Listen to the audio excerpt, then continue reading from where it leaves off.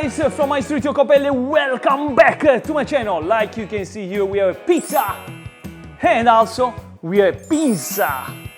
Yes guys, this video is about to see all the differences between pizza and Pinsa because they are totally different products. This is an amazing, crunchy, soft, super special Pinsa with the S, and then this is a perfect, beautiful pizza. I really love both of them. To be honest, watching to the end what I think about this pizza, this Pinsa, and this is totally different from the dough, from the flour that we use, from the method of making the balls. Everybody knows pizza, but not everybody knows about Pinsa. You're about to discover what are all the differences. Go ahead guys, watching to the end, smash the like and let's start everything from the poolish. And don't forget, this is perfect for home users and also for business. Besides that, let's go ahead and let's start watching to the end.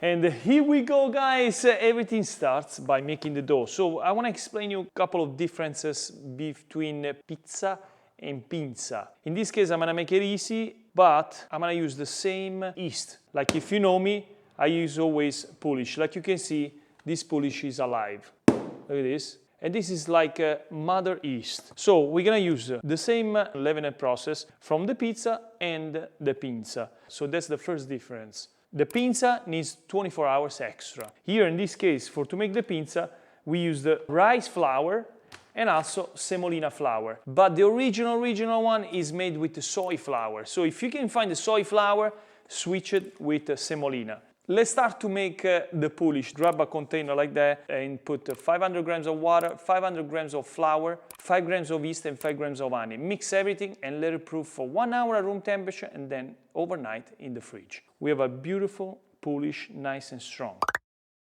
For the Pinsa, 500 grams of poolish with water, 200 grams of rice flour, 300 grams of semolina flour, really fine, 20 grams of salt, 300 grams of really cold water, possibly with ice.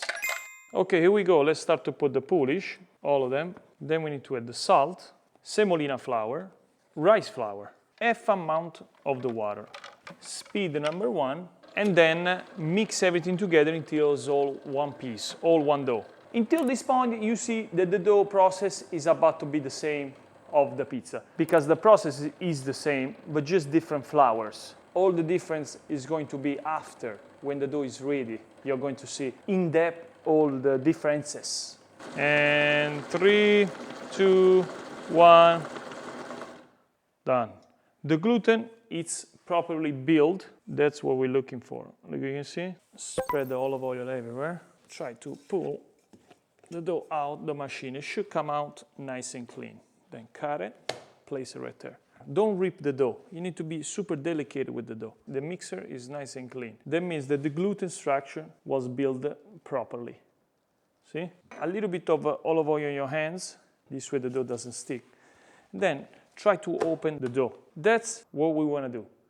So now go ahead and make like a pocket, like a t-shirt. Close it like a t-shirt. See, the counter is clean. My hands too. Just fold it a couple of times, and then close it. Done. So watch this. From this moment, olive oil, this top part is the top part of your pizza. And then go ahead inside the container. Olive oil on top. Tap, this way the dough doesn't get dry. Go ahead, close it, make sure it's nice and sealed. That's why I'm using plastic wrap, because this way is for sure it's closed. So now we want to wait about 50 minutes to 1 hour at room temperature, and then go ahead and put it overnight in the fridge. Let's go, come with me. Let's go get the dough from the fridge. Everything is real here. We don't have any secret. Because Pinsa is the only dough that really you cannot cheat. Look at this. And this is how the dough looks like. Like you can see, double up the side is full of air. And come with me, I'll show you what we are talking about. Here we go. This is the dough, how it looks like. Keep in mind, this is another different here. The dough for the Pinsa is totally different situation from pizza. It seems little complicated, but It's just a few steps extra, and trust me, this is probably my favorite pizza after the Detroit style. It's very important, the timing and the hydration ratio to make a best pinza, to have the perfect air pocket. So gently, you're gonna go ahead and take it off, because this part of the top, it needs to be the top part of your ball. So this is where the gluten structure is. So make sure you don't break that part, and then we wanna have that always on top. Wow. Boom. The dough is alive, like you can see. Now, make sure to have a little bit of olive oil on your hands, not too much, little bit, like that. And then grab rice flour and dump it on top of the counter. We wanna have this part on top. I like to repeat that because it's important. Grab up one part, and we wanna have the dough about 250 grams. See the top part? Go ahead on top of the flour, because it's really important how you make the balls of the pinza, or you're not gonna have the air pocket properly made. So this is how you make the ball. Go ahead and have like a cross. You wanna close everything, and then go ahead and close it properly made, and then put it where is no flour. You wanna make sure that the dough is properly closed here. That's how you make the ball. So let's go ahead and let's continue. So I grab a little bit, I chop it, and then I put some inside, and then again I go ahead and close it like this, not too much. I just want to take off all the air from the dough, and then again, boom. If you're making the balls like the other one, the regular pizza, you're going to take out all the air, and then instead to have the air packets big, you're going to have like a sponge texture, and we don't want that for the pizza, because pizza is super crunchy and soft the inside. So it's very important to create that crust from outside. Let's grab a container like that, or maybe a sheet pan if you have a home. And then grab the dough again, just give it a little close like that, make sure it's close. And this is the perfect panetto. And then go ahead and place it inside the container. Make sure again that it's closed. And we do the same thing with the rest of the balls. So this is how you make the pinza dough balls. So that's how you do the balls for pizza. Let's go ahead and chop it, and that's how you make the balls. Voila, boom. The remaining we save it, and this is how we're just gonna go there on the table and just make sure you lock it from the bottom, and that's how you make the balls. Make sure it's closed, because if they are open, it's not gonna blow, it's not gonna save the whole air inside. So we're gonna let it rest for about 2 hours at room temperature. So we're gonna monitor and see when it double up the side, the dough is ready. So now we're gonna wait the pinza for 2 hours, and then the regular dough balls for the pizza, another 2 hours there. In the meantime, of course, 1 hour before, warm up the pizza oven at the max temperature for the broglio. This way the stone or the metal, whatever you have in the oven, gets super hot. And I'm going to explain you later what's the setting for the pizza and the pinza. So I'll see you in a little bit.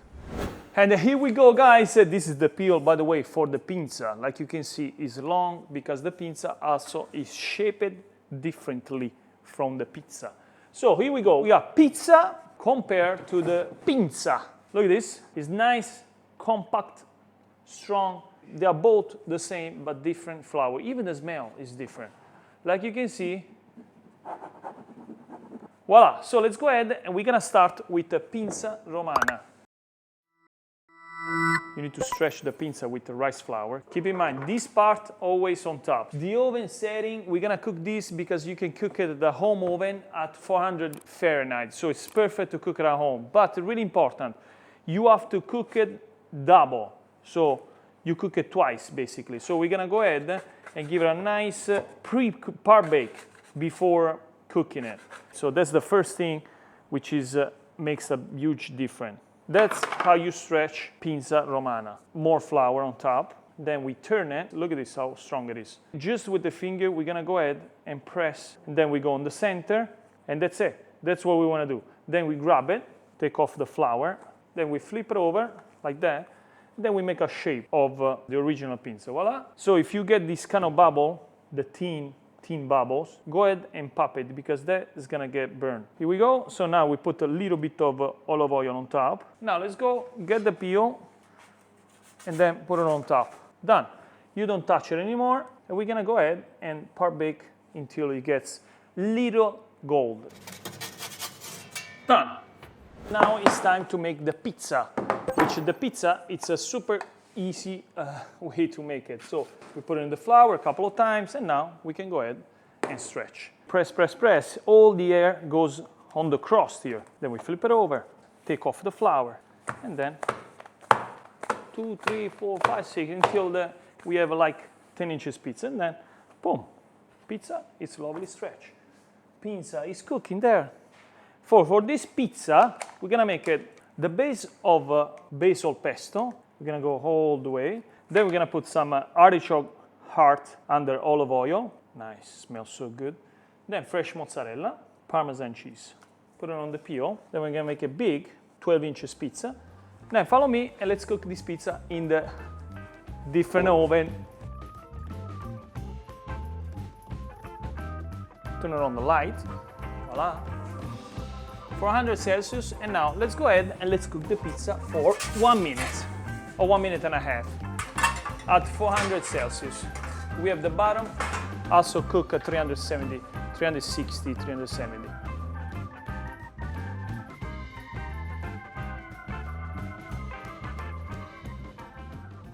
Okay, here we go. About 5 minutes pass by, and like you can see, it's perfect. Look at this. It's nice, it's crunchy. Look at the bottom. We still have some hair pockets even on the bottom. And that's how the pizza is supposed to look like. So now we can go ahead, turn it off the broil and put it in ventilation, or maybe even static is good. You don't want to cook the top because it's already almost cooked. So we need to cook the bottom part. What is a good thing for the pinsa? You can prepare the bases even a day before. Just wrap it up and put it in the fridge, and they are good. So what I suggest, if you're making pizza at home, this is the best way. So you can prepare this in the morning, and then you can have it in a container, put it in a container, just leave it there, and they are good at room temperature for about 4 hours, 6 hours. So I'm gonna put all the ingredients here and then finish the regular pizza because it takes only 2 minutes to make it. But it's very important, guys, to have a grill on the bottom. This way, the evaporates also from the bottom. So I'm gonna keep it like that right now. It's cooling down. So let's prepare the ingredients. Fresh mozzarella, Parmesan cheese. For the base, we're gonna put some radish base mixed with guanciale, or this is made with speck. And then we have some lovely guanciale. Oh my God, super tasty. More guanciale, top. And then to finish up, we're gonna put some valerian on top. So let's make this pizza, make sure it's not humid on the bottom. If it's humid, to dry out a little bit the pizza. And voila, we are ready to make this lovely Pinsa Romana. The bottom part, we're gonna go ahead and spread this beautiful radish cream on top. Look how it melts. It's even crunchy. Can you hear that? Very important to put the ingredients everywhere. Parmesan cheese everywhere. Fresh mozzarella on top. You don't wanna put too much because we wanna have the nice crunch of the pinza, you know what I'm saying? And then we put the guanciale, which is super, super tasty. Olive oil on top, just to make the pizza more crunchy. Then boom, let's go ahead, back in the oven the same temperature, but it's a static mode. Here we go. So we cook this pinza until the mozzarella starts to bubbling. Here we go, guys. Pizza, it's ready, and let's get also the pinza. And here we go, the pinza, it's ready too. Let's put it on top of the grill. This way it all evaporates also from the bottom. Now, let's go ahead and let's finish up. Like you can see, we have totally different products, but still pizza and pinza. So let it cool down this one a little bit. Let's finish up this one with, so let's go ahead, let's finish up this pizza with sun-dried tomato. We don't want to put too much, otherwise the taste of the sun-dried tomatoes are too much. Then we're gonna finish with a generous amount of fresh basil on top. And here we go, we have the pizza. Perfect, lovely cook. Let's go ahead and let's finish up the Pinsa Romana. We're gonna finish this with Valerian salad, and also this one with a little bit of Parmesan on top. Extra virgin olive oil. Done. Here we go, guys. I present you the Pinsa, and we have pizza versus pinza. It's time to see the inside of the pizza first. Like you can see, it's nice, it's soft. Take a look. Pizza is also nice, the slice of pizza.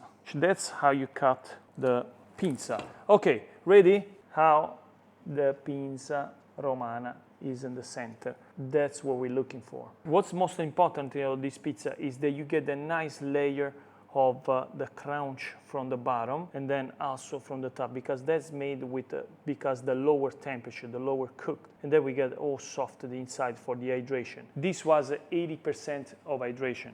You want to taste? Vieni. Let's taste the crunch of this pizza. Crust first.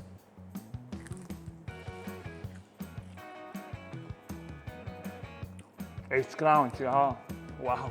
Insane taste, full of air. Try this Pinsa recipe at home and then tag me on Instagram, Vito Iacopelli. Ready?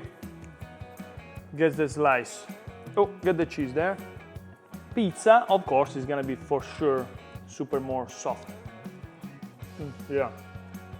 Totally different because look at this. Look how thin it is compared to the Pinsa, see? Which one you prefer if you wanna eat every day a pizza? Pinsa. Pinsa. I like so much. Okay, guys, thank you. So we're gonna finish this. Thank you so much for watching, and I'll see you soon. And every week a new video. And thank you so much, guys. Comment below and subscribe. Yes, we're gonna hate everything. Okay, stop.